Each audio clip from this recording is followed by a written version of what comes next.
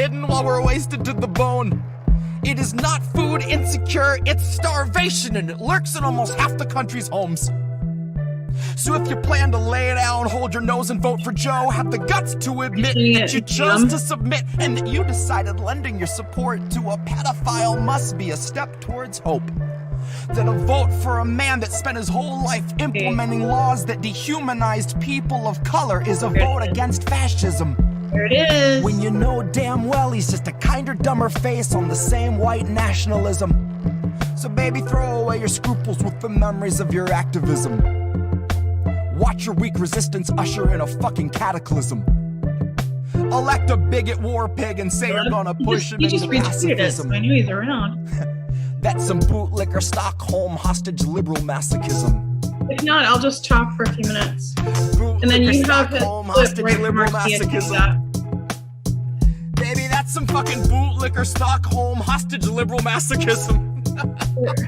God, that's some fucking bootlicker Stockholm hostage liberal masochism. That's some fucking...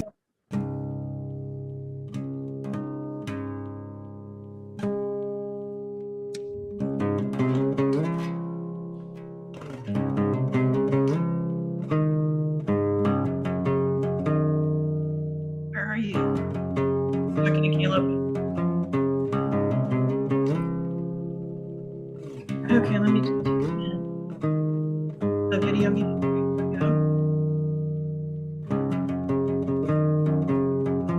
Legend says that Hercules swept Cerberus right off his feet and effortlessly set him down softly as a songbird. Atlas kept the world upon his back and every day wondered whether he could stand it any longer. And Tara Reid came out to say the man they tried to label the messiah of morality was really just another rapist. And I don't intend to hesitate when asked who was the stronger. Tara, like Assange, knew that carrying the truth would be the hardest labor. Tara knew that her assailant wasn't gonna make us any safer. And knew he's just the type of man to hand a decent foreign leader US printed walking papers. And knew he'd be relentless and aggressive in the war he'd wage upon her very character. That his attempts to weaken and degrade and embarrass her would be her only compensation. But I strongly doubt that anyone could ever have foreseen the stream of hate that came from quote-unquote progressives and the self-styled titans of survivor advocation. So if you really think there's something to be gained out of sharing your pain with the world, you are sorely mistaken. The Biden team just drug their feet addressing Tara's allegations. Until they had a decent list of smears, then they aired them out on every station. And it turns out no one wants to hear the truth of who they praised as being worthy of such bloated liberal celebration. That no one wants to really know the person they've so valiantly defended, even when it meant they had to gloat and shit all over someone braver than they'd be if given the occasion. Now cue the faceless comment squad invasion. Cue those fuckers crawling out the woodwork to come analyze the way you wore your hair and what you wear. Like your appearance waives your rights, or that somehow you're the reason for your situation. Somehow they've decided you should bear responsibility for what such monstrous men insist on doing. Like your appearance waives your rights, or that somehow they're deluded by the empty, hypocritical, and useless fucking platitudes that bastard keeps on spewing. I think it's very telling that the best of their excuses when they try to come and justify our president's abuses is a hearty butt Trump. In which case I'll remind you that you never saw the news attempt to sell us Donald Trump like he was morally upstanding or a decent human. But when Joe says something bigoted or ogles someone's little kid, CNN says, isn't this refreshing? Biden's like a mix of JFK and FDR with all the finer parts of Harry Truman. Christ, I know that they don't think that we're the brightest, but at least pretend we got a couple lumens. Ask yourself if you have ever questioned what they fed you, or do you just shut your eyes and then consume it? And now ask yourself if you ate every one of Biden's lies under guise of harm reduction and the promise of a slight improvement. And now imagine long ago that Biden chose to show you who he really was by traumatizing you for his amusement. Now imagine that you watched him touch a Bible with those filthy hands, and then assume the power of the highest seat in all the land, of knowing your attacker wields a global coalition born of three-letter agencies who'll make a life's mission out of trying to discredit you through lies, damn lies, and collusion. Big tech is never gonna separate from our surveillance state. Fuck's sakes, they're just a breath away from total fusion. So there will come a time where even if you see the light, your voice will never reach the sky through all the bots and all the noise pollution. So trust us when we tell you that the masking of abuses is perhaps this country's oldest institution. And I know nothing nobler than facing it in honor of the truth when you know that the people holding power have been neutralizing truth since there was wet ink on the Constitution. So know that Tara's truth is something crucial to the movement. And if you see yourself a partner to the revolution, help this country see through all the baseless propaganda through the crux of Joe's illusions. And recognize that Tara Reid gave everything she had so she could tell us what the truth is. Recognize the decent thing to do when someone bears their soul and shows their bruises is not to ask for context or offer up your own solutions. Your job is just to listen with an honest mind and put yourself on Tara's side a moment so you understand the path she chooses. That there is no instant fame worth the dragging of your name. And if that's what you think, you've a lot to learn about the kind of facts the mob can handle and the kind that it refuses. You've a lot to learn about the news and all its many uses. Guess you've yet to learn the truth the news will serve as fruit from which they've squeezed out all the juices. And we all eat the husk and just pretend it's full of nutrients and isn't really useless. But the jaws of our ability to yield accountability are absolutely toothless. So don't you kid yourself that any lips are being loosened. They won't ever tell us where the bodies are or show us where the proof is. It's on you to recognize the lechery our president so regularly oozes. It's on you to muster up some honesty and ask yourself how Biden won your trust, but it's America that loses. Open up your eyes and learn to recognize the bruises. Open up your eyes and learn to recognize the bruises.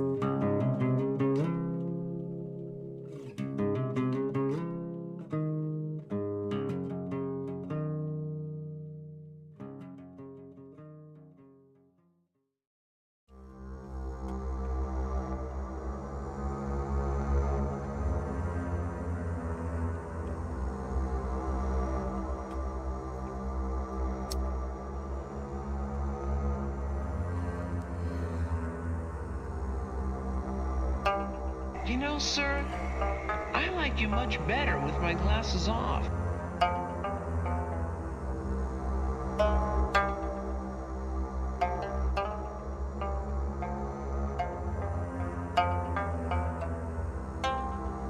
I guess I was born with the curse of foresight. 'Cause I knew Joe was only gonna represent the war side. And that said, I just came to fight. You could keep the or flight. Save the surprise and the gasp when the shadow of the fascists have cast is on your doorstep in the glow of your porch light. Save the surprise when the grid goes down and we go underground to lick wounds in the gloom of a torchlight. While up in the sky, a blimp glides by with a sign like New Year's 2022. Brought to you jointly by Pfizer and Coors Light. While the centrists observe from a comfortable courtside, right in the thick of the action behind a partition. We're in a morbid position, a plague of evictions, born a comorbid condition of the cancer of wealth. I fantasize that I cancel myself, hands on your head, throw your best laid plans in the well. There are no more answers, questions go back on the shelf. All Joe's donors, a quick show of hands. How many of you sub to the Lockheed Martin OnlyFans? How many are loyalist patrons for the Raytheon Patreon? Occupy Iraq and send 1 million off into the great beyond. Cool yourself with the safety on. True to yourself in as much as you dutifully spew out a mucus of QAnon. You can't convince me the Capitol wasn't surrendered with every intention of digging us deeper down into the treacherous webbing of censorship, ebbing your speech and dissension so you can't hold Biden accountable. Not in his mentions and not in the streets. Know to the end that Joe will defend the elite. Joe won't embarrass Harris, McConnell, but Joe's not embarrassed if all of your children are hungry and weak. Too hungry to speak. Too hungry to stand, they just lie at his feet.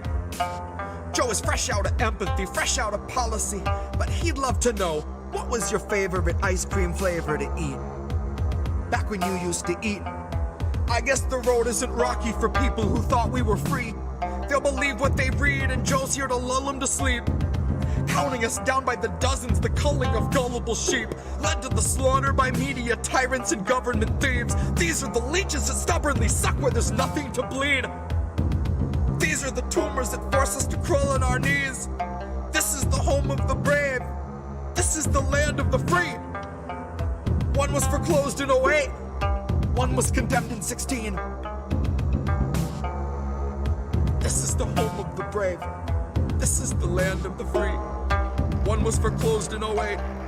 One was condemned in 16. This is the home of the brave. This is the land of the free. One was foreclosed in 08. One was condemned in 16.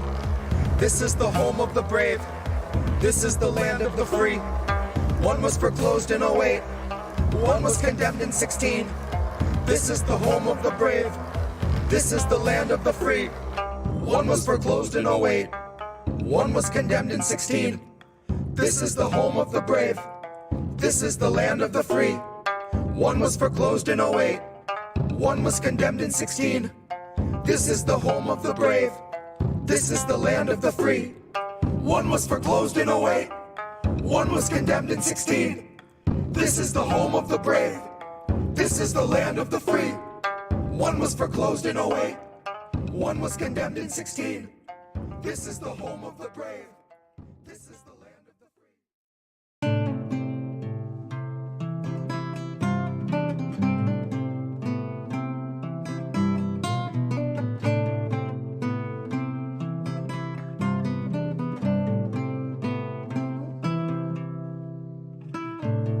March of Dimes.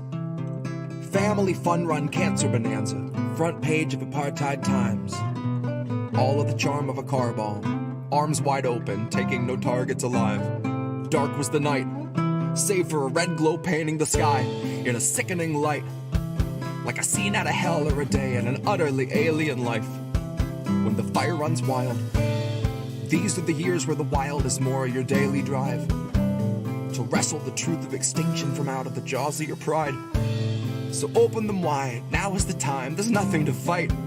Blasted or sworn to defy, the end is the same and we're inches away from the line. So abandon your ego to die, the bed that we made is where we go to die. But never was passing in one's own sleep such a hideous sight. Such a storm of convulsion and bile expulsion from out of our mouths and our eyes. But these are the rights they implore us to exercise, with our signature forged and our hands all tied. And with eye contact and a senator's smile, they thank you for saving democracy right as they tighten the binds. Right when they're joining your chain to your neighbors, leading you out in a line. Call it the March of Dimes. One more charity parody. Hold back grants while we dance for the president's salary. Funding the bunkers where all of the wealthy will cower to witness our steepest decline. To err is a trait so inherently human. And to hoard enough wealth that you peacefully sleep when those humans are burning alive is truly divine.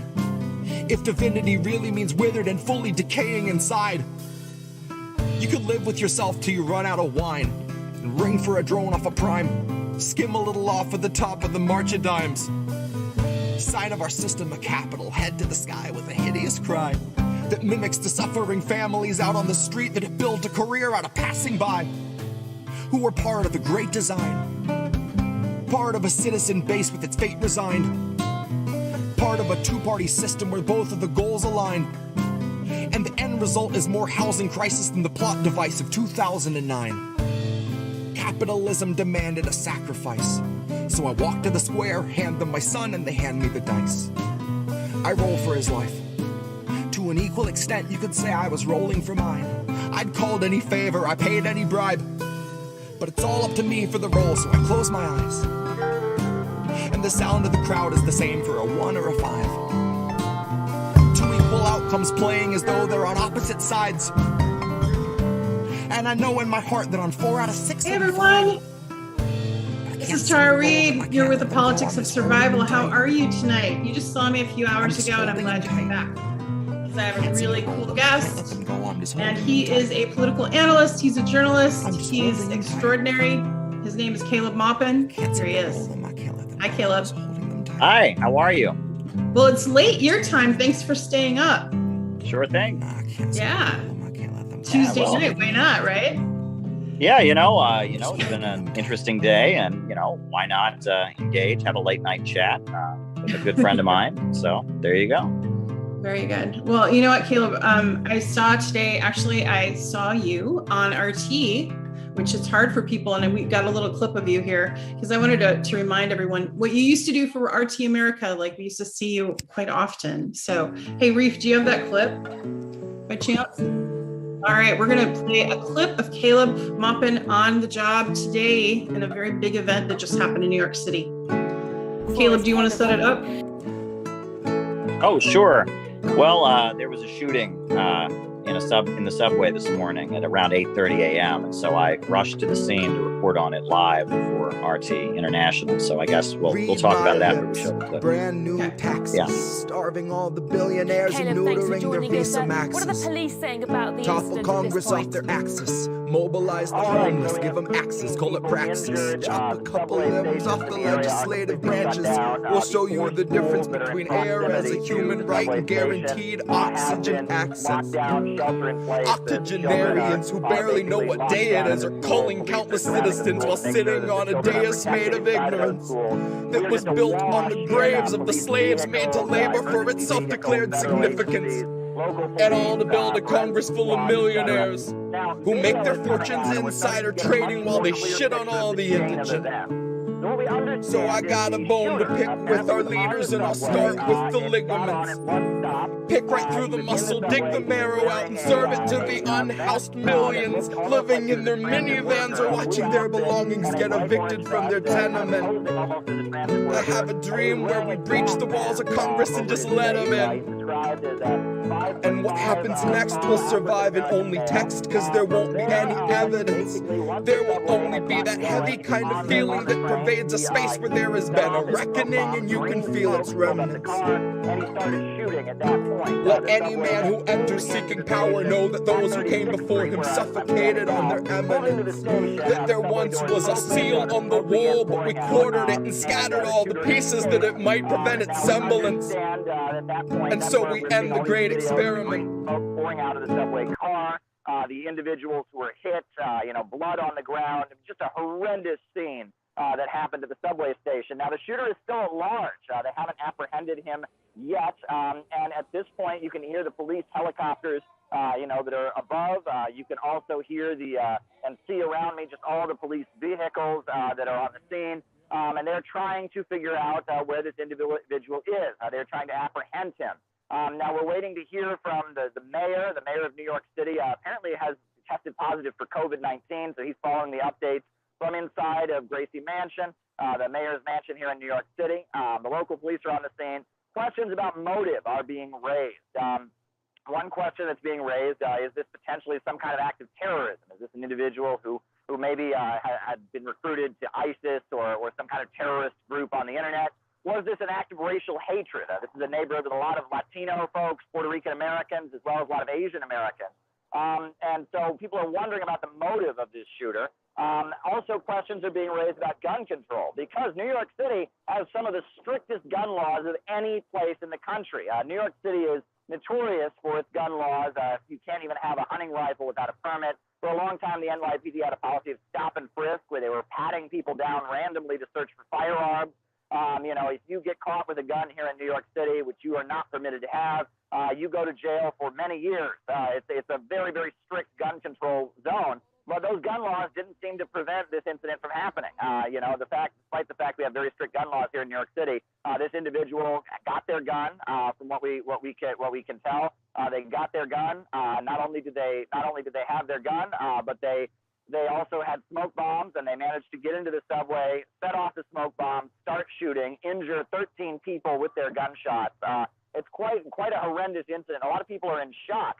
This happened at rush hour when the subways are very, very crowded. A lot of people were on their way to work, school kids on their way to school. I mean, it's a lot of people are just horrified by this incident and what happened, and asking questions about how this could have happened and what could have gone wrong with the city's security apparatus to allow it to take place. So a lot of questions are being asked. People are seeing this as almost a test of the new mayor and his relationship with the police department. The previous mayor, Bill de Blasio, was someone who was aligned with defund the police and you know, in some of the protests. And Eric Adams is himself a former police officer that's the current mayor of New York City. He seemed to have a better relationship with the police department.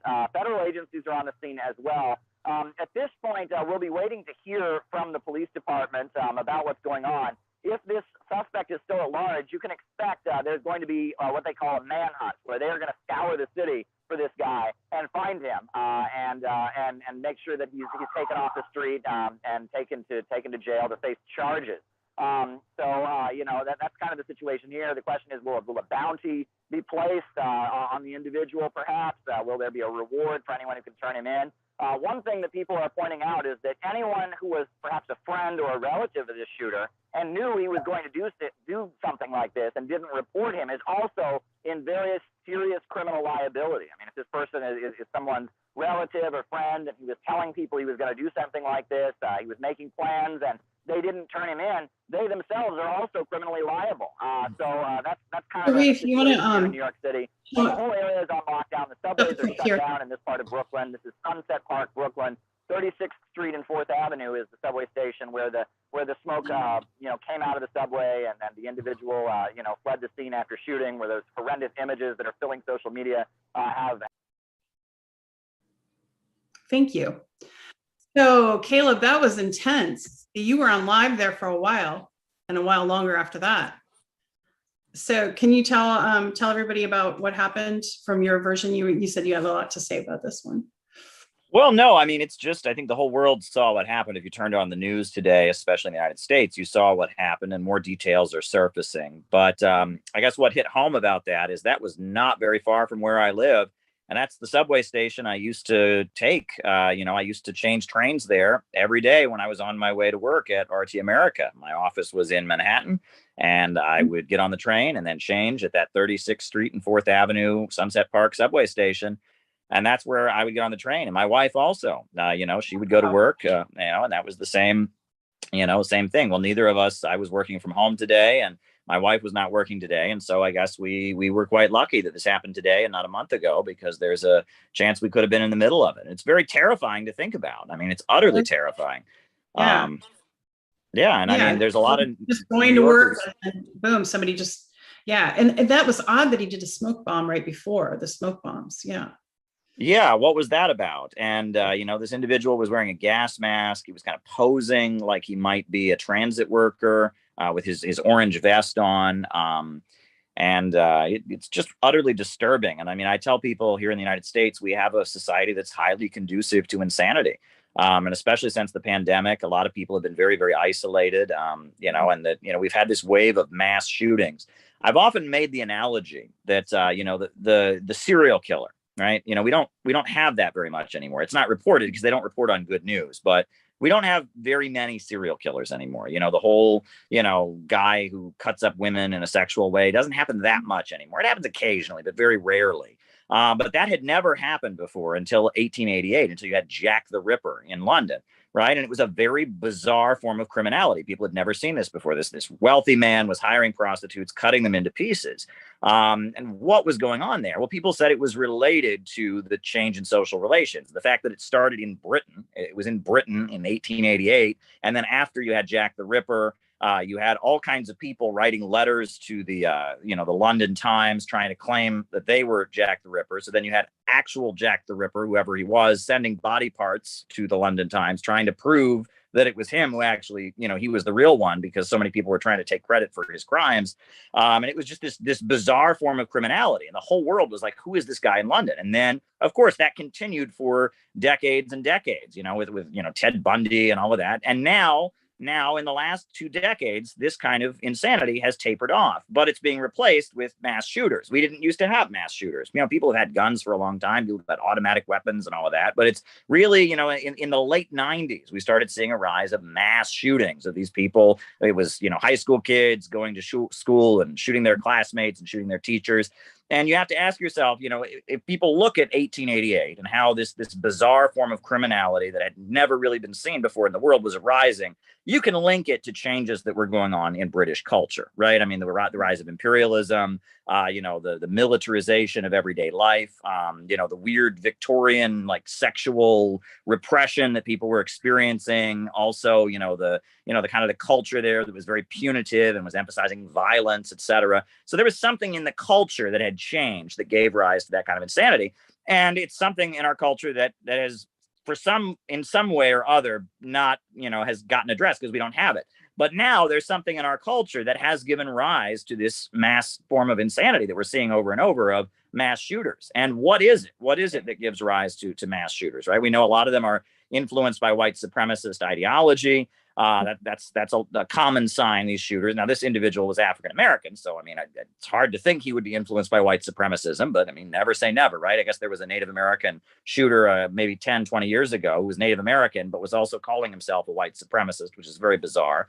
But I guess we just have to ask ourselves, what is it about our culture that gives rise to this tendency of mass shootings?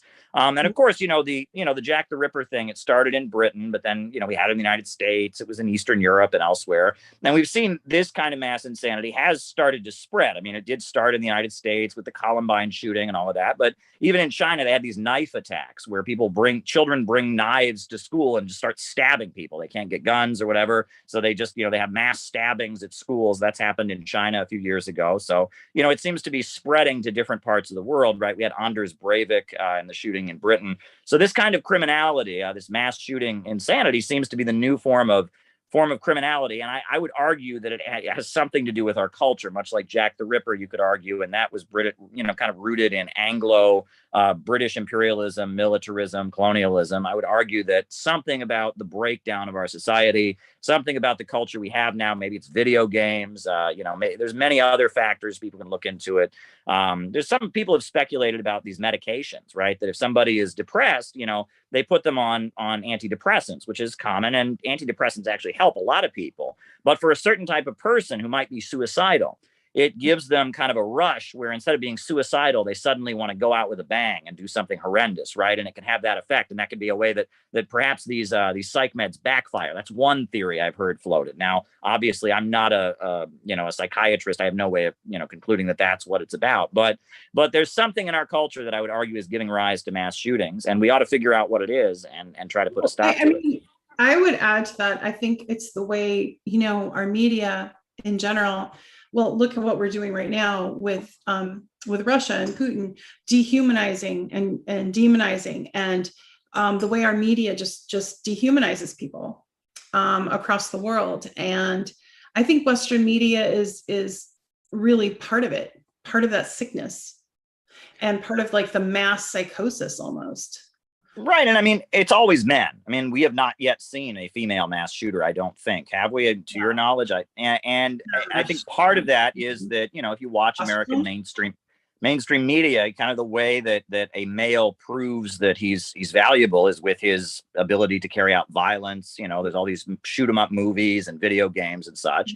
And that a lot of young men, because of lack of economic opportunity, the inability to get out on their own and start, get a job, they feel almost stripped of their masculinity. They feel that on some level, society hasn't enabled them to go get married and start a family and be a father or whatever. Society has just kind of rendered them and so they feel like maybe this is a way to prove their manhood, to prove that they are real men, right? Like they see on TV or like they see in video games. And that's very disturbing to think about. Some people talk about that, about how young men in the United States, they are in a little bit of a crisis. And that's why figures like Jordan Peterson are so popular, right? Is that what does it mean to be a man, as gender roles are being kind of largely reimagined and some of the traditional patriarchal stuff has been broken down, and rightly so, right? Domestic violence is an awful thing and et cetera. But as men are confused about what it means to be a man, and they've been given this message their whole life about what masculinity means, now society is giving them a different message, plus their ability to just have that kind of role economically, to be a father figure, to be a breadwinner, to be, I mean, that has been taken away, and we got I mean, that could have something to do with it as well. So we ultimately will have to wait until the details emerge about who this shooter is, what his motivations were. At this point, they're not considering it an act of terrorism. Some had speculated maybe this was somebody who joined ISIS on the internet. Maybe this was somebody who, who was motivated by racial hatred, because this is a largely, that particular area, that subway stop. I see, there's a lot of like stickers on telephone poles in Spanish, because it's a largely Puerto Rican neighborhood, and a lot of Chinese folks also. A lot of Chinese folks get on the subway. They work in Chinatown, but they get on the subway there to go there. So a lot of Chinese folks and a lot of Puerto Rican folks. So maybe it was an ethnic hate crime of some type, because there is, bigotry against those groups. But we really don't know. And the fact that they're not calling it terrorism now probably means they don't, they're not seeing ISIS take credit for it. They're not seeing a manifesto on the internet. So it's really tragic. What's also particularly disturbing is usually in these instances, the shooter is either apprehended at the scene or killed. And this is an instance where the shooter got away, and I believe is still at large, if I believe correctly. Really? I haven't seen any of the updates, so I don't know. Yeah. So, I mean, this shooter, not only did they, not only did they not get, killed on the scene, they actually seem to have gotten away. Now, I think there's a very good chance they will be caught. Every minute of New York City is monitored. When this person got on the subway, when they went through the turnstile, there's video of that. So they're going to know what this person looks like immediately. And I'm sure they'll catch them. I mean, it's with the mass surveillance state we've got now, this person really doesn't have a chance of getting away with it, I don't think. So there you go. Well, I'm glad that you were able to do that. I'm glad, safely. And I'm also glad that you were able to be on air again, especially since RT, America shut down. So it's good to see you doing, thank you. Like a big segment like that, and see you do journalism and everything. So, and how is that going? I saw you did a couple op-eds, so you're doing some writing. That's going well. Sure. We're just doing the best we can. I am an anti-imperialist. I am all about exposing the crimes and challenging the lies of the power structure when it comes to Ukraine, when it comes to Latin America, when it comes to our crumbling economy in the USA and the emerging low-wage police state.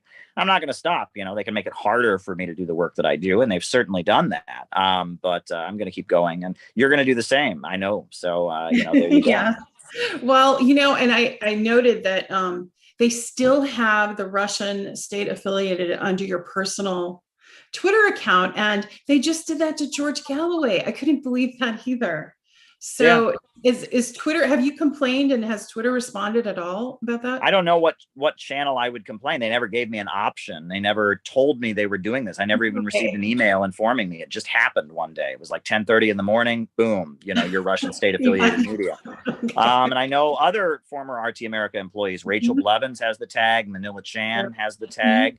And it's like a scarlet letter. It's just a way to say, don't listen to anything this person ever says. That's really what it's there to say. I mean, that's all they're trying to do. And if anything, it discredits Twitter, because I don't see U.S. state affiliated media being put out there.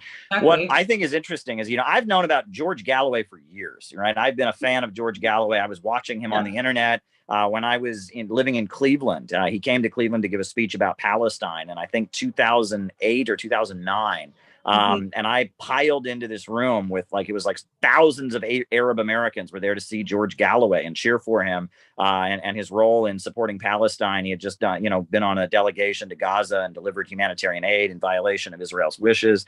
And I've known about George Galloway for years, but I've noticed that some of these pro-imperialist folks who are all about trying to tear down and smear those of us who work at RT, they've gone after you, they've gone after me. They're just learning who he is, showing that they don't know anything about politics. They're just kind of paid shills, right? I mean, he is a legend in British politics. Right now, he really fights for the working people, and then he founded the Workers' Party. Yeah. And I mean, when he first got into Parliament, he was kind of a darling of the media. He had blonde hair, and they called him Gorgeous George. And he's appeared on like reality TV shows, and I mean, he's a legend, right? And he was in the Labor Party.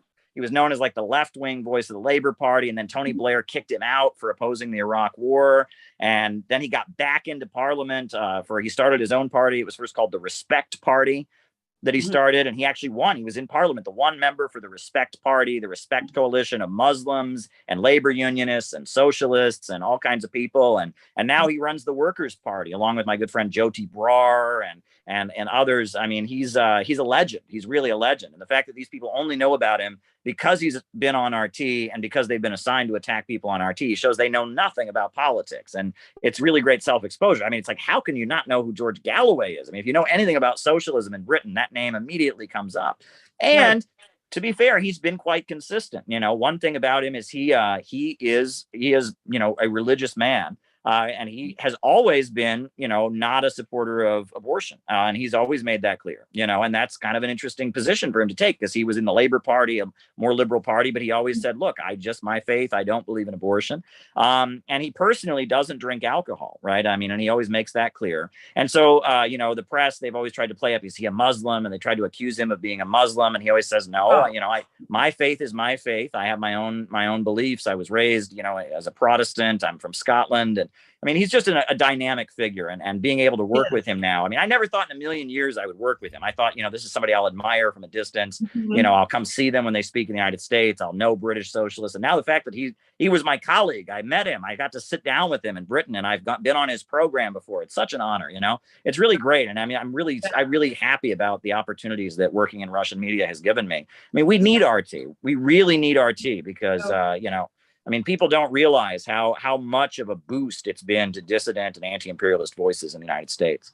There's, you know, I was on his show not too long before, you know, everything got censored, and he really is. He's so generous and kind, very, very good person, you know, with his time and with his ideas.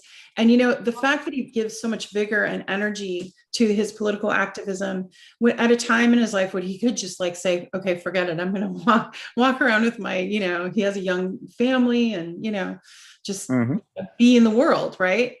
But he's chosen to really dedicate and fight for workers and stand up and say things that other British legislators are not saying. Yeah. And he spoke up. One of the only anti-war, you know, over there voices. And he was against the European Union. He supported Brexit. He said, look, the European Union is bad for the British working class. And even though, you know, I know a lot of the people who are supporting Brexit are doing it for not so good reasons or whatever, I don't support the European Union. And he's not afraid to take some unprincipled stands because he's so opposed to imperialism. You know, he had a very close relationship and went out of his way to stand up against the execution of Bhutto, who was the socialist prime minister of Pakistan, you know, and he went out of his way and led this international campaign to try and stop that execution. There are many Pakistanis that really admire him for taking that stand because, again, this is a leader of a third world country in Pakistan who was aligned with China and was a communist and you know, and was ultimately executed by the new regime that came into power. And, you know, that was not a popular stand to take, but he stood up for Bhutto. And he went to Iraq, you know, in the lead up to the U.S. invasion of Iraq and actually interviewed Saddam Hussein and gave Saddam Hussein a platform to tell his side of the story. That was very bold as well. Yeah, really powerful. And I mean, and you think about all the talent, the journalistic talent that's with RT, you know, Chris Hedges, you know, comes to mind, and Lee Camp, you just saw my show earlier. And of course, you know, and you all that were here in RT America, Farron and I think, and Farron and Rachel, and I forget. Great folks. Yeah. So hundreds of people. So, but you're good that you're still with RT International, and you can find RT for those who are watching, having trouble finding it. It's on Odyssey and Rumble. Anywhere else, Caleb? I would recommend going to RT.com and clicking live. That's how I watch it. I go to RT.com, I click live, and then it has like the options. You can watch it on Rumble, you can watch it on Odyssey, you can watch it just from the website. And that's how I know I'll always be able to find it. If I go to RT.com and hit live, that's how I find it. So there you go. Okay, there you have it. So as far as if people want to find you and find your work, where can they go? Oh, I'm on YouTube, Caleb Maupin on YouTube, Caleb Maupin TV. You know, you can always go to my website, calebmaupin.com. And I work with the Center for Political Innovation, CPI. That's cpiusa.org. That's the think tank I've been involved with. We've had some great conferences so far. We're looking to do that again soon, hopefully. Yeah, could you talk to us a little bit more about that? I got to speak at one of the conferences remotely. It was in Austin, Texas. But could you tell everyone, you know, a little bit more about how you got involved with it and where that started? Well, sure. I'm someone who comes out of activism. For many years, I worked for the former U.S. Attorney General Ramsey Clark, and I worked at the International Action Center, which was an activist group that he started that was involved with opposing wars and fighting for economic justice. Ramsey Clark is just a dynamic individual. He was the U.S. Attorney General under Lyndon Johnson. And he took some very bold moves. He let a lot of people out of federal prison. And he basically stood up to J. Edgar Hoover, blocked J. Edgar Hoover from wiretapping a lot of Black Panthers and such. And Richard Nixon said, the first thing I will do when I get elected is I'm going to fire Ramsey Clark. And he did it. He fired Ramsey Clark as U.S. Attorney General. So Ramsey Clark then went to North Vietnam and met with the Vietnamese people, and became an outspoken, advocate of social justice and anti-imperialism, and mainly, used, standing up for people in international courts, for figures around the world who'd been targeted by the U.S. government and their allies. He was the lawyer representing Slobodan Milosevic in The Hague. He was Saddam Hussein's lawyer, and he made clear that trial, they had for Saddam Hussein, the way that trial was conducted was designed to just, incite ethnic hatred in the country, he made, there's a beautiful statement he gave at Saddam Hussein's opening of his trial. He said, if this is not a fair trial and it's not perceived as a fair trial, Iraq is going to be divided. And he was right. They didn't give Saddam Hussein a fair trial. They gave him basically an ethnic, where we're trying to incite Sunnis and Shias against each other. And it worked. And he was there saying, no, if you want Iraq to have a peaceful future, you need to have a fair trial for this former leader. But just a very bold individual. So I worked at the International Action Center for the former U.S. Attorney General Ramsey Clark. And that was quite an honor to be able to work with him. And, I come out of an activist background. I started working with Press TV, the TV network from Iran. I started doing reporting for them. I was part of Occupy Wall Street and was doing a lot of interviews during Occupy Wall Street on RT, on Press TV, on Turkish television, other networks. And so I started reporting for Press TV. And then I ended up at RT. But in the 2016 elections, I was very frustrated because I'm a leftist. I'm a socialist. I'm an anti-imperialist. I'm very opposed to racism, police brutality. I very much draw inspiration from Marxism and socialism, et cetera. But at the same time, Hillary Clinton was just so awful in so many ways. I mean, I could never have voted for Hillary Clinton. And at the same time, I couldn't have voted for Trump because of all the awful things he said about immigrants and the Muslim community. But at the same time, when Trump talked about international issues, I was with him. And when he talked about the need to stop meddling in Syria, I was with him on that. And, when he talked about how getting along with Russia might be a good thing, I was with him on that. And when he talked about communities in the United States that have been abandoned by these trade deals and how the working families have been left behind, and there are these big international bankers and corporations that have just gone after, kind of abandoned the American dream and left working families behind. I thought that was very good. So it was like I didn't have a political home. And my former comrades on the left, all they were doing was protesting Donald Trump and calling him a fascist. And, I'm from a small town in Ohio, very conservative, but, a lot of people from my hometown were big supporters of Donald Trump and they thought he was great. And the reasons they were supporting Trump were not all bad. They had finally waken up and realized these wars are not good. They realized that, the big corporations and the government has all the power, but because the left just wanted to cancel them and just wanted to call them racist and all of that, they saw Donald Trump as the place to go to oppose the establishment. And that said to me that there needs to be more nuance in politics. And we need to find a way that socialism and working class power and anti-racism can reach the broad masses of Americans, and that this kind of cancel culture wokeness is really a dead end, because at the end of the day, it's not a way to build unity and win people over. It's just about kind of making, people that might be left wing foot soldiers for Hillary Clinton. So that got me thinking that because I had this unique understanding of politics, I was going to start talking a little bit differently. And I started saying, you know what, I'm a patriot. I love my country. Now, I don't, support the wars, and I don't support blind obedience for the government or whatever, but I think socialism will make a better country for the United States. And on top of that, imperialism and this global financial system that we wage wars on behalf of is bad for America. It's bad for communities throughout this country. And that, so I said, we need to be patriotic. And we need to stop being hostile to people of religious faith. And we need to change the messaging style. And I used the slogan, out of the movement to the masses.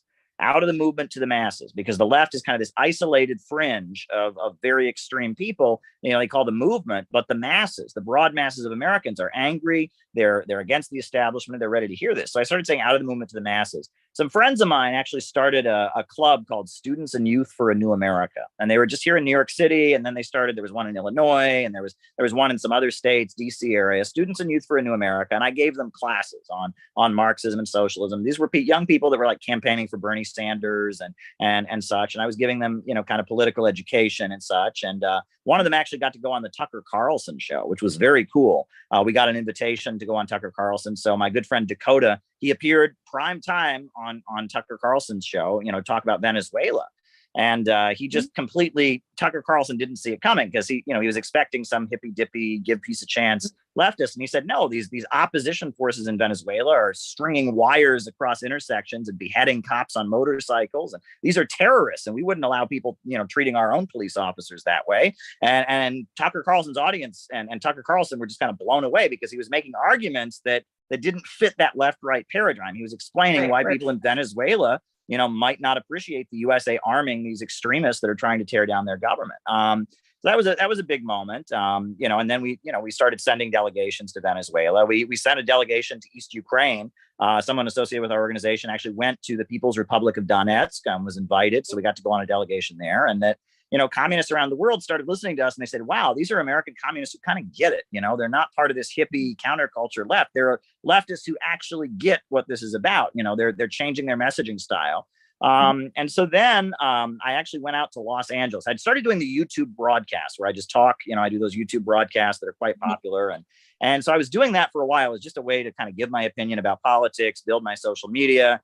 And so then I was visiting a friend in Los Angeles. And so, a good friend of mine, Ramiro Funes, and, he's got a podcast called Unmasking Imperialism. You should go check it out. It's great stuff. And so I was visiting him out in LA, and I thought, why don't we have an event, in LA? So we rented like a little auditorium, and we had a very small event. Not many people came, 10, 15 people there. But one of the people there was a good, someone who became friends with me later. And he said, Caleb, what do you want to do about it? You're always on here. You got this critique of the left. You got this message.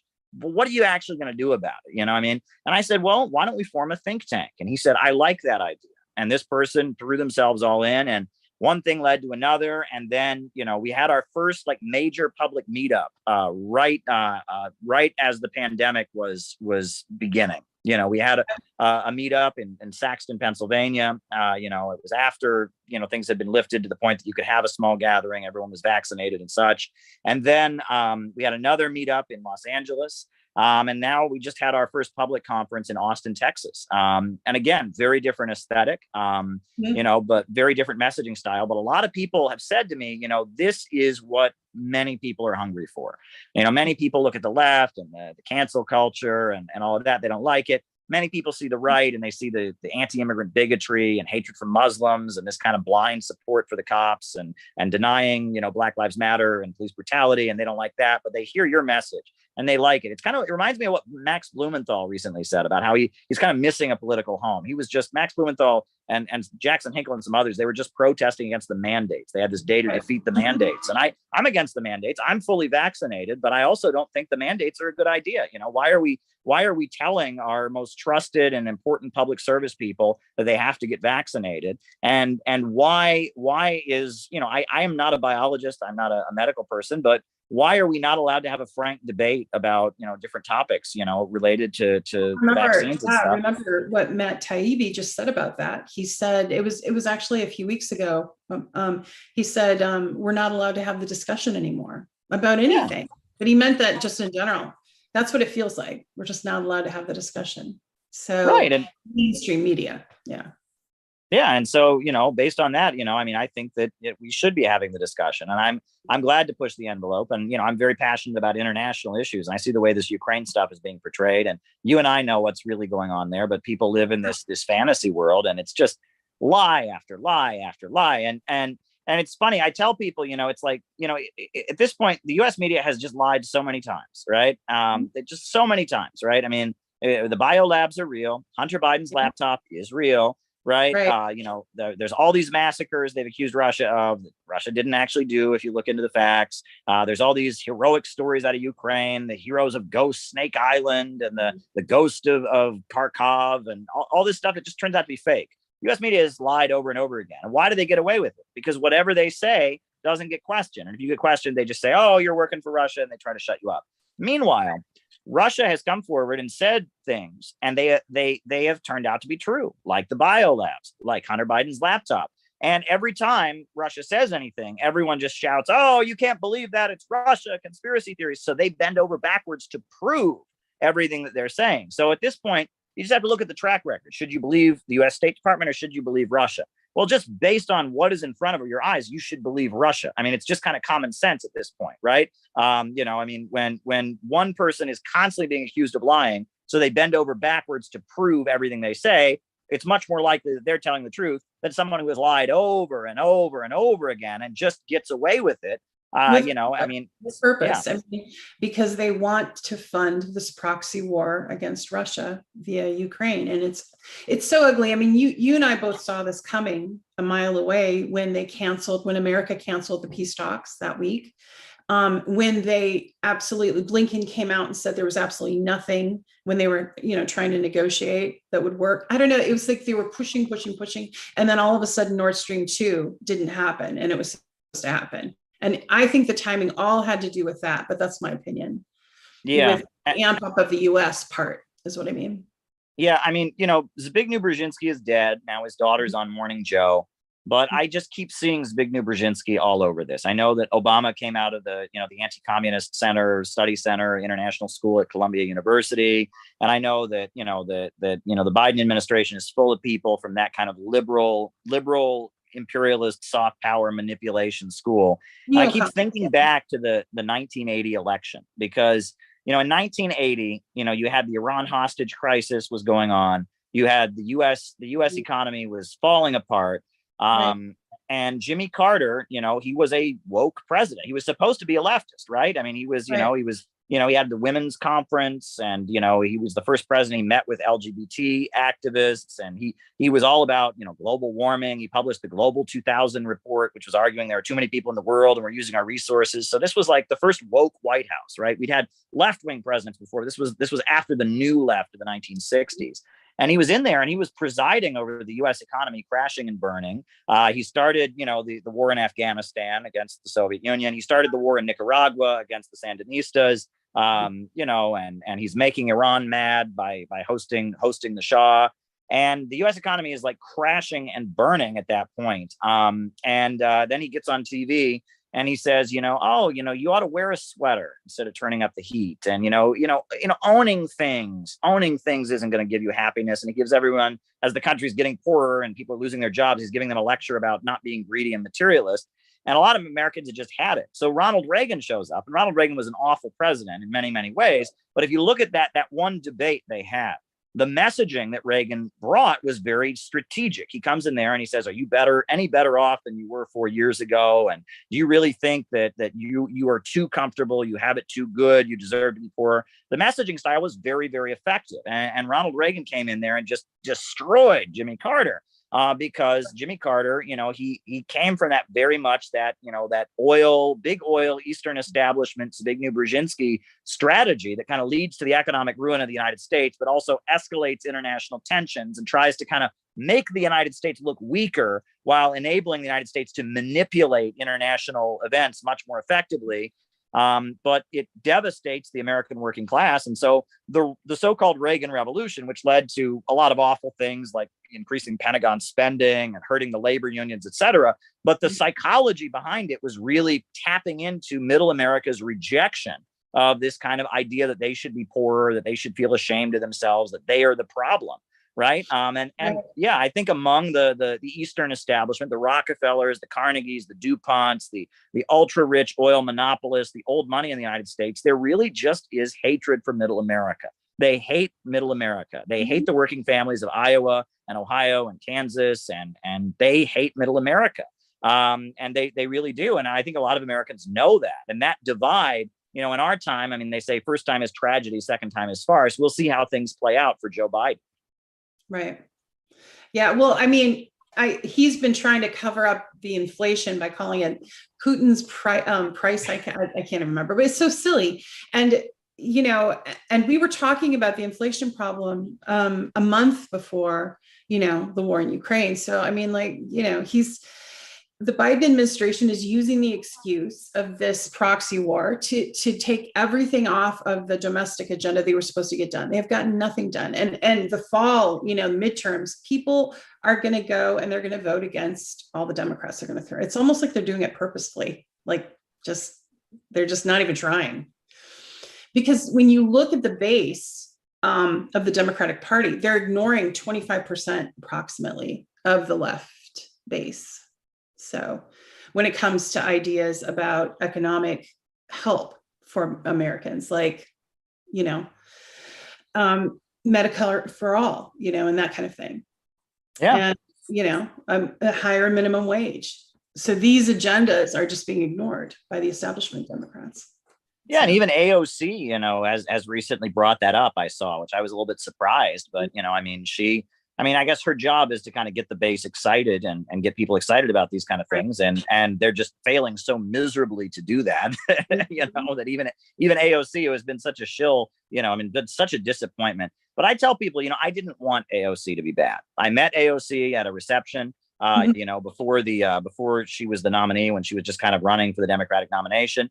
And she seemed like a very nice person. And I remember what she said to me is, I was introduced to her. There was like a professor, was one of her former professors who was kind of like working with her. He brought me over to AOC. And this was before she was a household name, before she was anything, she had just announced she was running.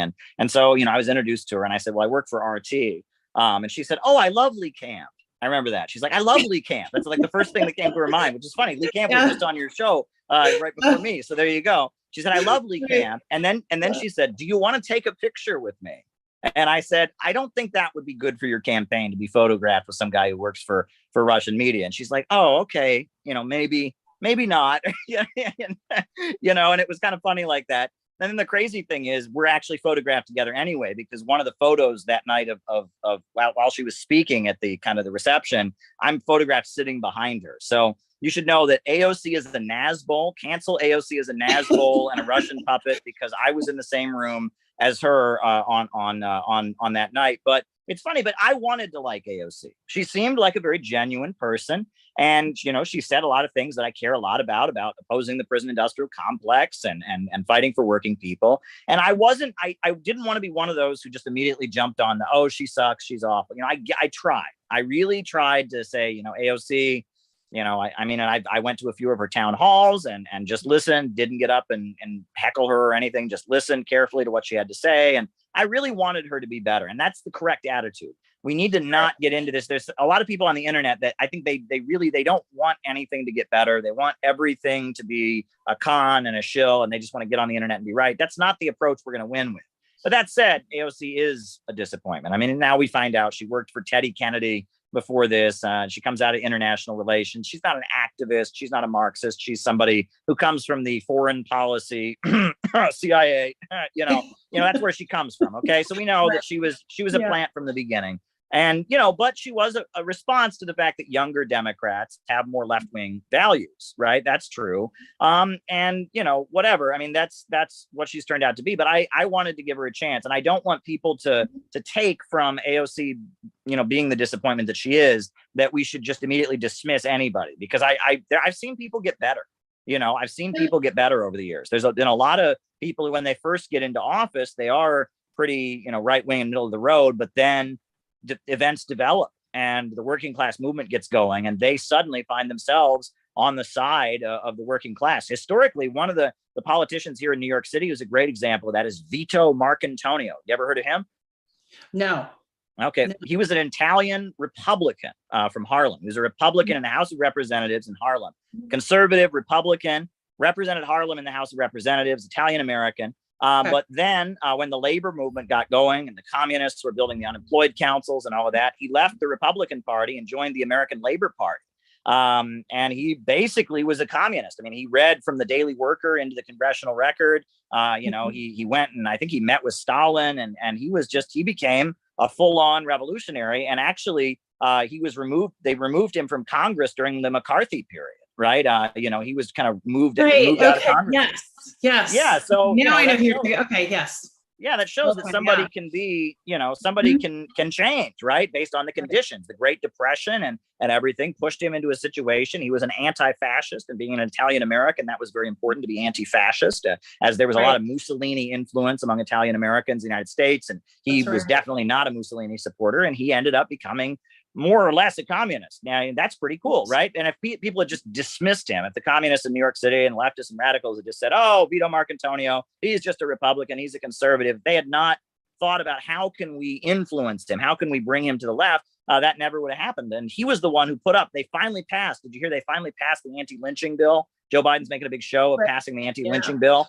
Right. Well, he was the one who wrote it. It was Vito Marcantonio was the guy who originally wrote it and put it up, over and over and over again. It was pushing Roosevelt to take action against lynching and Jim Crow, because that was, something he could do. And he represented Harlem, where there were a lot of black voters and such. So there you go.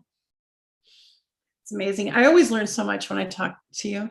You really have a great grasp of history, and it's so cool. And I even watched some of the videos that you were talking about before, of some of the education that you've done. That professor part of you, I will say. Oh, thank you. So, yeah. So, hey, Reef, I know we were getting some chats. So do you want to read any of them? Are we? Okay. Oh, okay. Is there any super chats or anything you want to read, or no? Okay. Okay. Yeah. Thank you, Gabby.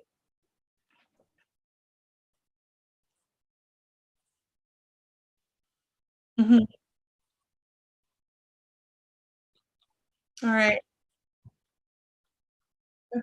And thank you to Oz and Indy. Yeah. All you guys. Yeah. And INN. So cool. All right. Well, that sounds good. So Caleb, if people want to get a hold of you, find you, talk to you, how can they do that? Oh, well, I'm on Twitter. I'm on Facebook. I'm also on Rockfin. I know we're on Rockfin right now, right? Yeah, because that's the place to be. Rockfin is the place to be for sure. That's a great app. I'm on Rockfin and I stream on Rockfin. I don't know how much longer my YouTube channel is going to last, but I'm going to fight, tooth and nail I'm not going off YouTube until they push me off, and I'm not going off Facebook until they push me off. Same with Twitter. You know what I mean? Like, I'm not going to abandon, these platforms. I'm going to stick to my guns, because this is where the audience is, right? And that's why they're purging it, is because that's where the audience is. So I'm going to stick to my guns and stay on these platforms, but I am prepared for the day that they come and just boot me off with no notice or anything. And I'm going to keep going, because they did that to Nita Broderick yesterday. She's permanently banned. So why? I mean, she had 500,000 followers. I mean, she had I liked looking at Juanita's all of her tweets. Some of them were not something she and I are different politically, but she is very brave how she came forward about Bill Clinton and what happened. And, it was quite a story historically, how it's even in the record of what he did. So to her, and got away with it. And she was on my show a few months ago, and she's just very lovely and very direct. And we were able to kind of navigate our politics, because they're very different, and be very respectful and have a good time and a kind of a nice debate. Right. Sure. So it's just so bummed. And she, by the way, she got banned, not for threatening, not for swearing, not for anything like that. It was, she said something about COVID. And it's like you say the word, and it's like what Matt Taibbi said, like I said earlier, we can't even have the discussion. We're not allowed. Right. I mean, and I really don't know enough about biology. And I know if I make the slightest mistake in how I talk about something, they'll have that on me immediately. And they'll knock down my YouTube channel. I'll be like, thanks, Caleb. Right. And the thing is, I do pick some, they say pick the hill you want to die on. I have picked some very controversial hills to die on. And that's not one of them I'm ready to die on yet. But I will die on the fact that people have the right to debate it, and that people have the right to question it, and that I do oppose these mandates, COVID is real. I had it at one point. Vaccines are real. I got vaccinated. I'm not dead. And I don't know anyone who's suffered as a result of their vaccine. But at the same time, we should be allowed to debate these things. We should be allowed to discuss these things. And it's really disturbing that trust big pharma is the mantra of so-called leftists, right? There is a problem, put They COVID are aside bought right and now. sold. They are bought and sold, Caleb. I mean, if we could just have have our representatives stand up right now with the corporations that are supporting them. A lot of the Democrats, it would be Pfizer and Moderna. So of course, like if they're making almost $1 trillion off the pandemic collectively, these pharmaceutical companies, of course, people want to ask questions, especially when they pass a law that we can't sue them if there's something wrong. Remember, Pfizer did that. You can't sue Pfizer. Yeah. So, Well, I mean, you want to know, like, and it's not saying it's necessarily nefarious or, there's any conspiracy around it, but let's look at the facts. There's a lot of profit being made off of a very preventable, illness. It can't be that difficult. So I don't know. Anyway. Well, I want to, putting COVID aside, the fact that so many children are put on medications now, right? If a kid is misbehaving in school or or is having some difficulty in their family or whatever, they just give medications, they mandate, they force parents to put these kids on medications. I'm from a small town in Ohio, and actually, in my little town, we actually had corporal punishment in school where the teachers you could get sent to the principal and they could like spank you or whatever. They don't do that in a lot of places anymore. But now, I mean, when they're putting all these kids on drugs that they'll be on for the rest of their life, they become almost chemically dependent on these drugs. Is that healthier than striking them? I mean that can do long-term damage, and we don't know what the long-term effects will be. And a lot of these drugs they put kids on, they gain huge amounts of weight. I mean, it's just, it's awful. And it causes, I mean, I think too, we don't know the long-term causes of a lot of those medications when they become adults. Like how will that affect them? And there's not been enough studies done. I mean, I've always been very cautious about, with my daughter's grown now, but where there were vaccines, the new one was the chickenpox vaccine. And they wanted everyone to try it. Well, it ended up not working. So, I mean, to an extent, and having allergic reactions. But I mean, I believe there are some vaccines that are obviously that we need, but it's okay to question what's in them, who's making them, and if there's side effects, and then why those are. Those are normal. Of course. Normal. Again. Yeah. Right. And I just, and often I feel like in a lot of these cases when kids are put on medications, there's some other problem. Right. Not every problem is a chemical imbalance. Not every problem is, in some cases, I think there may be an issue in the family. There may be, maybe the parents are not relating to them in the correct way emotionally. Maybe the school environment, there's the getting rid of recess and, kids, especially little boys, are full of energy and stuff. And, I think that there's more to it. And this idea that we can solve everything by giving everyone a vaccination or everyone a pill. There's a lot of money to be made in that, and asking some serious questions about it is a legit thing to do. And especially with mental health, not all of mental health is biochemical. Some of it is emotional. Some of it is interpersonal. We obviously, when we have a society, I think it's like 1 in 5 adults is on antidepressants at this point. 1 in 5. That's not, that seems like we have a societal problem. Caleb, I think it's even higher. The US has the highest amount of depression cases in the world or something like that, or depression meds that are, whatever. And I think that goes back to your original, when we were first talking about this, about our culture, just the whole culture is just changing. It's just gotten, I think, reactive to the technology that we have now. It's like we emotionally don't have the intelligence yet wrapped around the technology that we have, if that makes sense. Sure. I mean, it's quite disturbing. And, I think about Frankenstein. You ever read, the classic Mary Shelley, or the first work of science? Yeah. And it's like, she's using this story as kind of an analogy for the Industrial Revolution, right? Because it's like someone makes this great technological scientific leap. They make a person, out of body parts and bring them to life with electricity. And they're doing something that's never been done.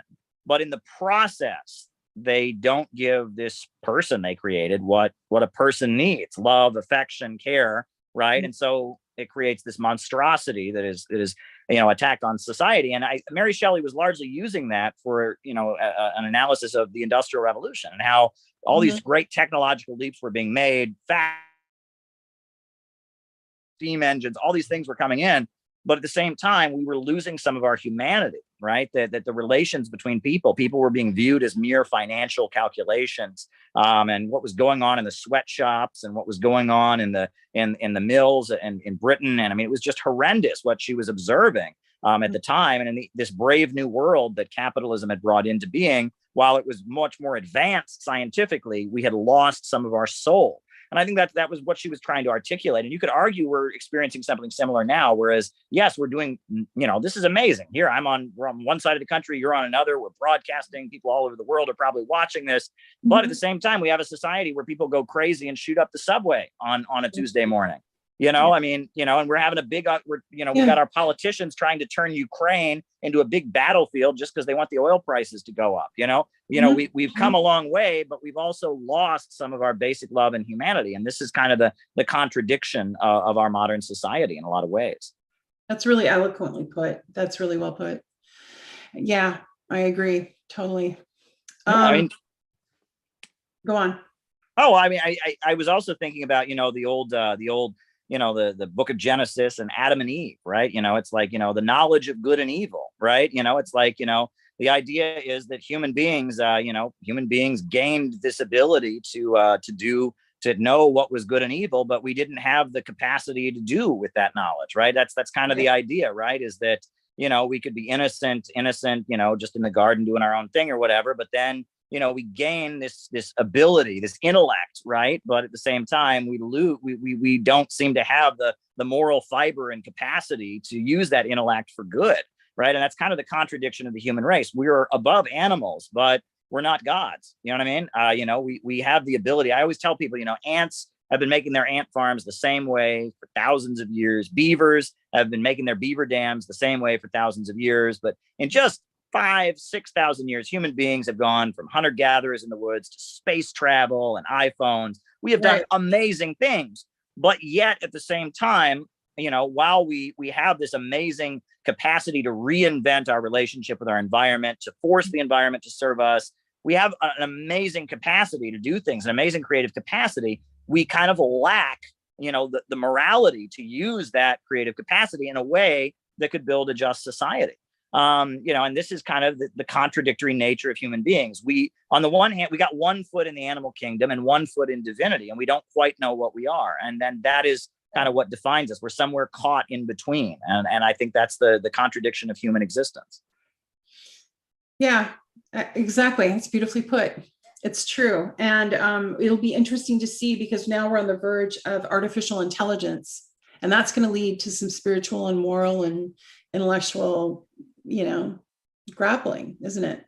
Sure.